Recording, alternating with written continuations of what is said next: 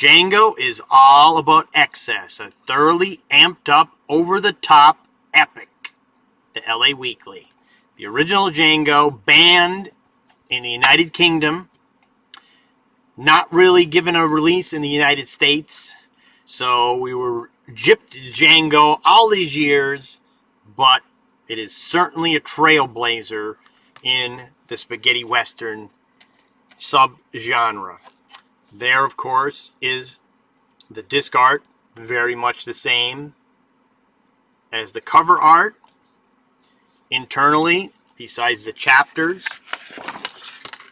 very brownish, like all the mud in the movie.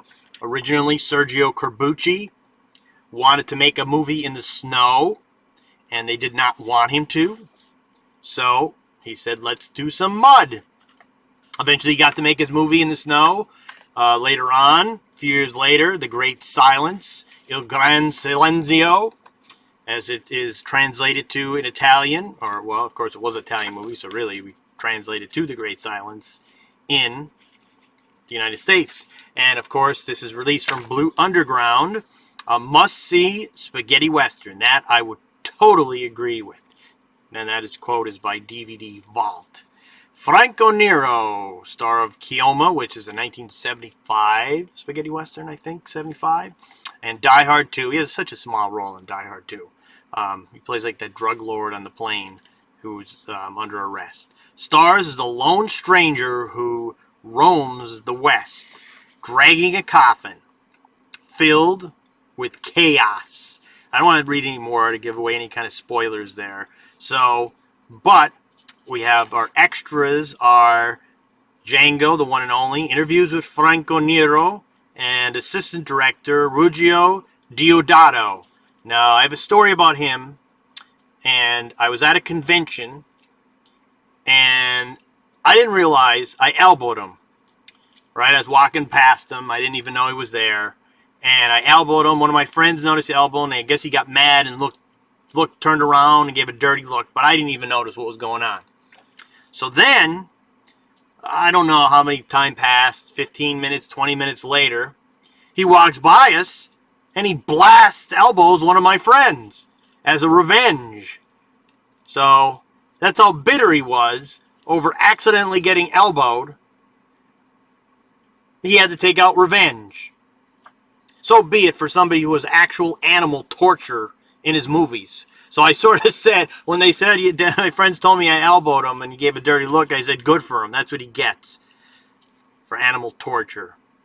So anyway, there's a short movie called The Last Pistolero, starring Franco Nero, that I believe was made in the 90s. It's a short.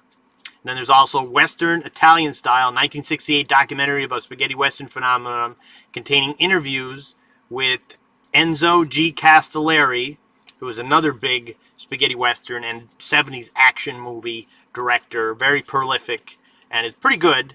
A lot of his movies are pretty good. And Sergio Salima and Sergio Corbucci, which of course they're two of the three Sergios known with spaghetti westerns, the three great spaghetti western Sergios, the other being Sergio Leone. Sergio Salima only directed 3 spaghetti westerns, but they're highly touted. Sergio Corbucci has a big output of spaghetti westerns. I'm not sure exactly how many. Leone has his 5, and then he produced 2 more. But Corbucci combined, those other 2 combined don't even touch how many Corbucci. I don't know. He probably has like 12, 15, something like that. Spaghetti westerns he directed is my guess right off the top of my head. But an excellent Blue Underground release here of Django, and the only Django. There's only one official sequel from the mid-'80s with Franco Nero, and I guess they've been for years trying to come up with another Django sequel. We'll see what happens. If that'll be out, that'll be great. Supposedly, I've seen it in production, so I would like to see that someday. But here it is, Django, Django, ba-da-da-da-da-da-da. If I knew the words, it's been a while. I have the soundtrack. But there you have it.